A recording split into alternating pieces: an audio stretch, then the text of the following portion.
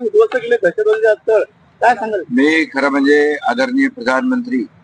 नरेंद्र मोदीजींचं अभिनंदन करतो आणि त्यांना धन्यवाद देतो की ज्या आपल्या देशातले निरपराध बेकसूर पर्यटक पहलगामला गेले होते आणि आपल्या मुली बाळींच्या, आपल्या आया बहिणींच्या समोर, लाडक्या बहिणींच्या समोर त्यांचं जे काय कुंकू पुसण्याचं काम, त्यांच्या कर्त्या पुरुषांचं, पतींचं गोळ्या घालून हत्या करण्याचं पाप ज्यांनी केलं, माणुसकीला काळीमा फासण्याचं काम ज्यांनी केलं,